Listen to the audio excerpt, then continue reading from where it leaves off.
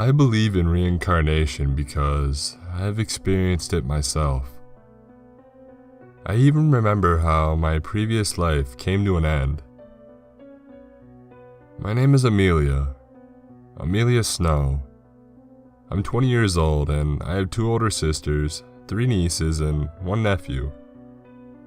I'm a student at a local art school and my life has been pretty ordinary as far as lives go. At least it was before my memories resurfaced. The memories of my previous life. Before Amelia, I was a girl named Darcy. Back then I wasn't a redhead and my hair was black as obsidian. My skin was ghostly white and my eyes were as dark as my hair. I rarely smiled and I rarely spoke.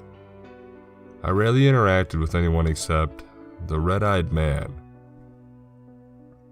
He wasn't human and I don't know what he was exactly, but he definitely wasn't a human. He spoke in a deep, rumbling voice that seemed to echo. He didn't walk, he levitated above the ground. His skin was gray and cracked, threatening to peel off his bones at any moment. I lived in a narrow room with a bed, desk, bookshelves, and no windows. A squat door that led to a tiny bathroom. My only light source was an oil lamp, which the red-eyed man would relight every hour. I spent my days reading the books on the shelves and learning about the world beyond my 4-walled prison. Those books covered so many different topics from math to biology, chemistry, history, geography, literature, anthropology, psychology, and many more. I never grew weary of reading, and my thirst for knowledge could never be quenched. One day, I asked the red-eyed man why I couldn't leave my room. His mouth quirked up in a smile, but his glowing ruby eyes remained dull. He simply said, "It is not safe for you out there." And he left me alone to contemplate his words. I never asked him about it again. As I grew up, the red-eyed man grew more monstrous. The skin on his face withered away, revealing yellowed bone. His teeth became razor sharp and his long limbs twisted and gnarled grotesquely. When he came to deliver me meals or relight the oil lamp, the coppery smell of blood would follow him into the room. Some nights I would wake up and find him peering at me through a crack in the door, his eyes glowing like lanterns. "Soon," he would rasp. "Soon." I had no idea what he meant, but I knew it wasn't good. I spent 14 years in that room. 14 lonely years with nothing but books for company. Until the night, the red man burst in, snarling like a rabid dog, his face twisted into a hideous mask of bloodlust. He lifted me up by my long black hair and sank his savage teeth into my throat. I remember it all so vividly. The sickening pop as his teeth punctured my flesh, the white-hot pain striking me like lightning, the warm blood gushing from my wounds.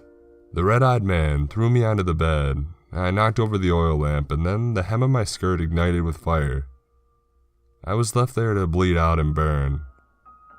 Smoke and the smell of burning flesh whirled around me.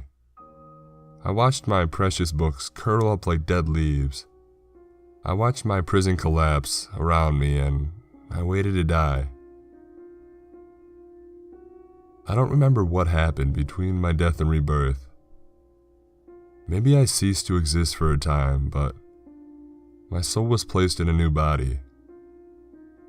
I began a new life as Amelia Snow, a girl who lived in the world Darcy had read so much about. I had a loving family and lived in a beautiful house. I was happy. I could talk to people, I could laugh, I could cry, I could learn. I could stare at the stars, bask in the warmth of the sun, and wander the vast earth. I could live. but I couldn't forget how I died. To this day I wonder, who was Darcy? Who was the red-eyed man, and why was I kept in that room? Was I really even human? Why did my captor suddenly turn on me and kill me so viciously? Every night I dream of my death and wake up shaking. In those dreams I can still smell the smoke and feel the blood leak from my body, taking my life with it. I can still see the look of murder on the red-eyed man's face, his ghastly face. I can still hear him whisper, "Soon," and I now know what that means.